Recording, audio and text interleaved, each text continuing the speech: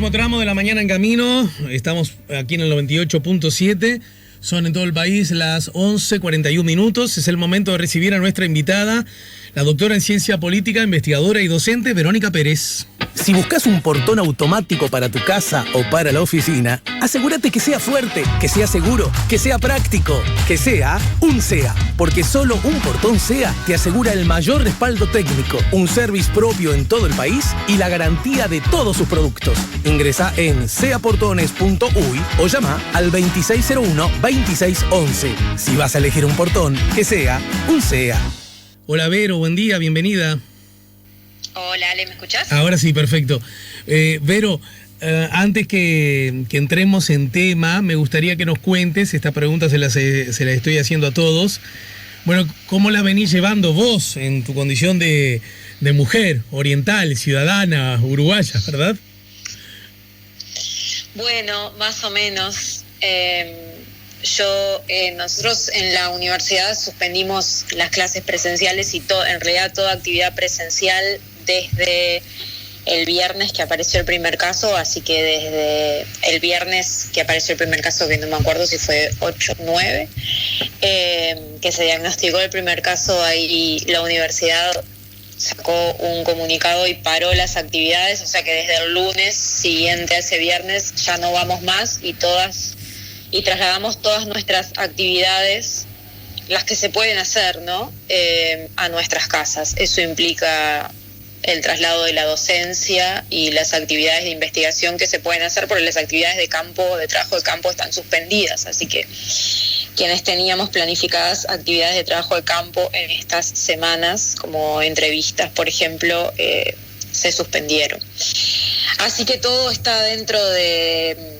La oficina está en la casa y no es que yo no esté acostumbrada a trabajar en mi casa, pero bueno, este es como, que de hecho sí lo estoy, pero este es como un periodo un poco especial porque uno está dentro todo el tiempo y bueno, a mí particularmente no me agrada demasiado el encierro, pero bueno, entiendo que es lo que hay que hacer también. Así que acá estamos, pero vos, todo desde acá adentro. Permitime que hurgue un poco más. Vos sos una mujer que además lo hemos charlado acá al aire en el estudio, que te gusta la actividad física, que te gusta salir a correr, que tenés esas prácticas. En este contexto, ¿las has cortado totalmente? Porque en realidad también sobre esto hay miradas distintas, ¿no? Es decir, una persona que sale a correr enchufada en sus auriculares por un parque en el que probablemente no se cruce con otro ser humano, no tendría grandes inconvenientes de hacerlo, ¿o sí? Bueno, yo, eso es lo que me tiene peor, he suspendido mis actividades deportivas al aire libre casi totalmente. Si bien entiendo que es como vos decís, también entiendo que en la medida en que haya gente que sale y otros vean que hay gente que sale y corre, o camina, ¿no? Aunque sea de forma aislada, como está ocurriendo, si uno sale a la playa ahora, a la Rambla, ahora por la zona que vivo yo, que es en el buceo, pegado con Malvina, en realidad hay muy poca gente, muchísima menos gente de la que suele haber. De todas formas entiendo que si hay gente haciendo deporte o caminando o lo que sea, aunque estén bastante solos y otros los ven, incentiva a que otros salgan, entonces entiendo que eso no se debe hacer, así que las actividades deportivas al aire libre las he suspendido prácticamente en su totalidad. Ya habrá tiempo de salir, supongo que en la medida en que pasemos la curva esta, en que dicen que ocurre, podremos salir, así que las actividades deportivas también las estoy haciendo adentro. Eso es lo que me tiene peor, pero bueno, ya pasará. Vero, a propósito del histórico y siempre vínculo intensísimo desde el origen, desde antes que fuéramos lo que somos, Uruguay-Argentina, Argentina-Uruguay, me ilusionaba la idea de que nos contaras cómo está viviendo Argentina este combate a la epidemia del coronavirus y mucho más haciendo hincapié en el escenario de las consecuencias económicas y por ende políticas y económicas, a propósito de incluso, ¿por qué no?, atrevernos a establecer diálogos entre la realidad oriental y la realidad argentina, estableciendo similitudes y diferencias. Bueno, Argentina es el país que ha tomado medidas más drásticas de forma más temprana de los países de la región, ¿no? Podría ser capaz que el extremo de los países de América Latina, podríamos pensar un extremo es Argentina, el otro extremo es Brasil, ¿no? Uno que toma medidas muy drásticas de cuarentena obligatoria, como tomó Argentina desde hace casi, va a cumplir 2 semanas, creo, al final de esta semana, y Brasil, donde en realidad quienes están tomando alguna medida de aislamiento son los estados, ¿no? Porque el presidente tiene un discurso y una actitud contraria a este tipo de políticas, y Uruguay está en el medio, ¿no? Ocupa sin llegar a una cuarentena obligatoria, un aislamiento voluntario, pero en realidad termina siendo obligatorio para muchos de los sectores laborales, ¿no? Uh-huh. Toda la enseñanza pública y privada, la mayoría de los funcionarios públicos, en fin. Argentina enfrenta, para todos los países, tomen medidas o no tomen medidas, una pandemia de este tipo implica importantes desafíos, no solo sanitarios, sino también económicos, que eventualmente comprometen la suerte de los gobiernos, ¿no? Me refiero a la suerte electoral de los gobiernos. Y, los países de América Latina creo que paulatinamente están tomando las medidas que han tomado los países desarrollados, o por lo menos la mayoría de los países desarrollados, y en eso incluyo también a los países del este asiático, pero las consecuencias, lo que estamos viendo, y se ve claro en Argentina, que es el país que ha tomado medidas más drásticas, las consecuencias o las posibilidades de cumplimiento de medidas de aislamiento obligatorio, medidas de aislamiento estricto,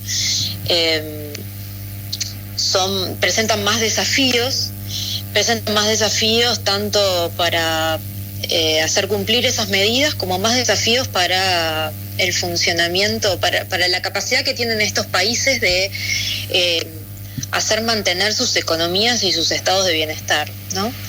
Entonces eso es un desafío muy grande que no es igualmente cumplible en los países de América Latina como lo es en los países desarrollados, por características muy diferentes que tienen nuestros países, en particular por los niveles de informalidad laboral de su población. Y bueno, Argentina, que es un país que ha adoptado una medida de este tipo, y que no solo... Argentina para mí presenta como 2 grandes desafíos en esto. Por un lado, adopta una medida muy radical en el contexto de una economía que ya presentaba serios problemas antes de entrar a esta medida radical, es decir, sí, claro, no solo con indicadores muy malos, indicadores que habían empeorado mucho en los últimos años, indicadores de pobreza, de caída del salario real, aumento de la informalidad, aumento del desempleo, sino también con una deuda externa que había aumentado significativamente, y que la discusión de Argentina hasta hace 3 semanas antes de la explosión de la pandemia era cómo hacer frente a los intereses de la deuda y si iban a entrar en default en las próximas semanas, ¿no? Eso quedó, esa discusión como que quedó a un costado para ahora, pero en todo caso es un desafío para para Argentina como también para Uruguay, ¿no? Adoptar este tipo de medidas, y es algo que se está viendo ahora. Si tú mirás los informativos en Argentina y seguís las noticias en Argentina, el gobierno tiene un desafío para hacer cumplir la cuarentena obligatoria en algunos sectores de la población, en particular en los sectores que están más hacinados, en las poblaciones más vulnerables, ¿no? Donde mantener una medida de aislamiento obligatorio no es tan sencillo, como tampoco es tan sencillo hacer frente a las necesidades de esa población en el marco de una medida de este tipo, pensando que la mayoría de las personas que viven en estas zonas vulnerables, en estas zonas populares, en realidad viven de changas, de trabajo informal, ¿no? Que cuando se dispone una medida de este tipo, todo ese tipo de trabajo se corta. Claro. ¿Sí? Entonces, lo que está haciendo el gobierno argentino ahora es tomando una serie de medidas para repartir alimentos en forma masiva, también para incrementar las transferencias transferencias monetarias hacia esos hogares, en especial a través de un programa que ya existía, que es la asignación universal por hijo. Y bueno, y también ha tomado, hay que ver cómo evoluciona esto, ¿no? Pero también Alberto Fernández ayer anunció algunas medidas, o por lo menos se puso, digamos, firme contra el empresariado, ¿no? Diciendo, bueno, el momento de pagar ahora, el momento de los que tienen que afrontar los mayores costos ahora van a ser ustedes, en el sentido de la responsabilidad de aportar a esta situación va a ser responsabilidad del empresariado. El empresariado tiene que bajar sus ganancias, y hay una guerra desatada ayer con una empresa muy grande que es Techin, que hizo un despido masivo, un aparente despido masivo de 1.400 empleados, y eso, bueno, desató toda una polémica en Argentina, ¿no? Respecto a, bueno, cómo pagar los costos tan grandes que implica afrontar una emergencia sanitaria de este tipo, ¿no? Sí, sobre el tema déjame agregar que cito La Nación como fuente. Carlos Bacher, presidente de Techin Construcciones, sentó la posición oficial de la empresa tras el dictado de la conciliación obligatoria por parte del Ministerio de Trabajo para suspender la cesantía de 1.450 obreros temporales. El empresario explicó que las suspensiones se deben a que todas sus obras están paralizadas y que por ello no podrán facturar durante el mes de abril. El presidente Alberto Fernández había tildado la actitud de la compañía de miserable. En este contexto, me obligo a hacerte esta pregunta. Bueno, pero una empresa que vive cuyo lucro depende de hacer, en este caso, obras civiles, ¿no es cierto? Las obras se detienen de un día para el otro. ¿Por qué habría de pedirle que hiciera un esfuerzo si en efecto no está pudiendo realizar sus negocios? Está bien, el asunto es, está bien la pregunta que haces. El asunto es cómo enfrentan los países una emergencia tan importante como esta, ¿no? Entonces, a ver, está claro que en una crisis muy grande como la que están viviendo los países de América Latina en la actualidad por esta emergencia sanitaria, todos los sectores de la sociedad van a salir perdiendo, ¿no? O por lo menos todos no, pero la mayoría de los sectores de la sociedad algo van a perder, ¿no? Uh-huh. Lo que estamos viendo en América Latina, y no solo en América Latina, sino también en Estados Unidos, es un aumento exponencial, ¿no?, de los niveles de desempleo y de envío a seguro de paro. Entonces uno puede decir, bueno, ¿cómo pueden responder los países ante esto, ¿no? ¿Cuáles son las soluciones económicas, sociales que tienen los países ante este problema? Una solución es la vía redistributiva, ¿no? Bueno, que aporten más a este problema quienes quienes más tienen, ¿no? Uh-huh. Y esa es la solución que parece estar transitando el gobierno de Argentina cuando toma este tipo de medidas, ¿no? Y cuando le dice a empresas muy, muy grandes como Techin, que son empresas que están en muchos países de la región, incluso en Uruguay, le dice, bueno, ustedes van a dejar de ganar un poco de dinero, ¿no? por un tiempo, pero tienen que hacer el esfuerzo de aportar a este esfuerzo que está haciendo todo el país. ¿Y eso qué implica? Implica intentar mantener a su plantilla de trabajadores. Y acá hay como un punto central, y esto lo está haciendo también el gobierno de Alberto Fernández en otros frentes, que es, por ejemplo, postergar el pago de alquileres, ¿sí? Postergar el pago de tarifas. Entonces, uno podría decir, está bien, las empresas dejan de realizar aquellas tareas por las que perciben ingresos, pero uno podría decir, bueno, en realidad a lo que un gobierno como el de Alberto Fernández le está diciendo a las empresas es dejen de ganar un poco por un tiempo, ¿sí? Para aportar al esfuerzo que ya de por sí están haciendo otros sectores importantes de la economía. ¿Qué otras cosas se pueden hacer, ¿no? Bueno, un camino del medio, como está haciendo Uruguay. A ver. ¿Sí? Y bueno, Uruguay está tomando varias de las medidas que tomó Argentina, como por ejemplo el reparto masivo de alimentos, ¿no? Está aumentando la capacidad de refugios para personas que están en la calle, todo en base a una estructura porque, a ver, todo en base a una estructura de estado de bienestar que Argentina y Uruguay tienen, ¿no? Entonces que tienen una cierta espalda un poco mayor que la de otros países de América Latina. ¿Y qué es otra cosa que está haciendo Uruguay? Bueno, está aplicando esta medida, esta rebaja salarial a los sueldos más altos de los funcionarios públicos y a los cargos políticos y a los cargos políticos de confianza. Esta es una medida del medio, porque en realidad no es tan redistributiva como la medida que está tomando Argentina, que le dice a los empresarios, bueno, ustedes dejen de ganar un poco ahora y después recuperarán más adelante, ¿no? En definitiva, Argentina el gobierno de Alberto Fernández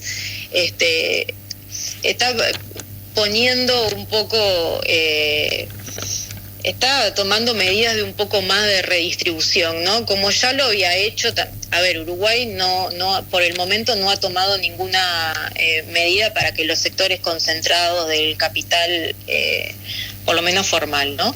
Más allá de las donaciones, para que los sectores formales del capital, los sectores agroexportadores contribuyan al fondo del coronavirus. Ahí aparece una explícita diferencia, ¿no? Sí, claro, porque uno puede tomar medidas más redistributivas, medidas que en realidad graben más o menos por igual a todos los sectores. Cuando las medidas graban más o menos por igual a todos los sectores, en realidad los que pierden más son los que tienen menos capacidad de ahorro, ¿no? Que son los trabajadores.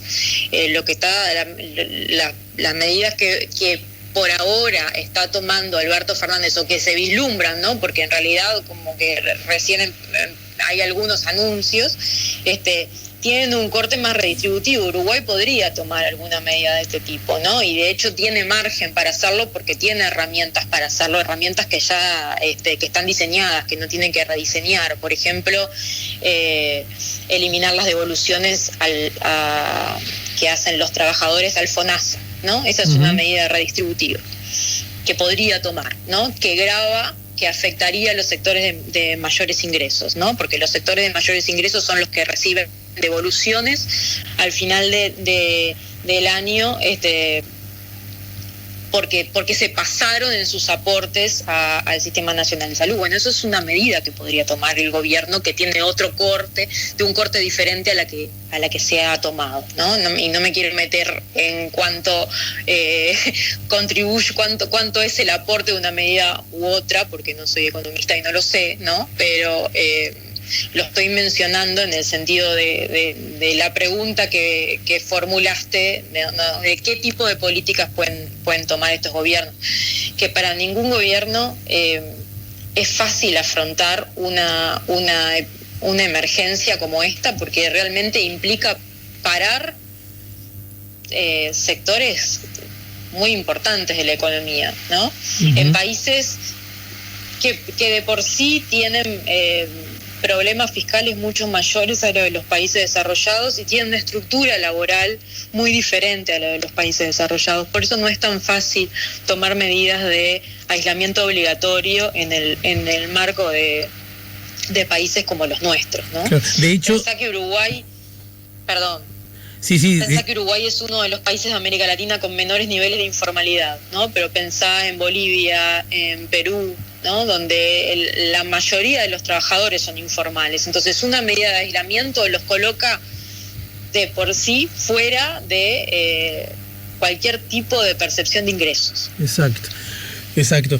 Para terminar, un dato de carácter informativo tiene que ver con que lo que dijo Fernández acerca, de la conducta de los empresarios y el rol que estaban llamados a jugar, está inspirado explícitamente en un mensaje que el Papa Francisco envió a propósito de estos temas, señalando, vuelvo a citar como fuente de La Nación, una empresa que despide para salvarse no es una solución, ¿no? Entre otras cosas que dijo el Papa en este contexto internacional.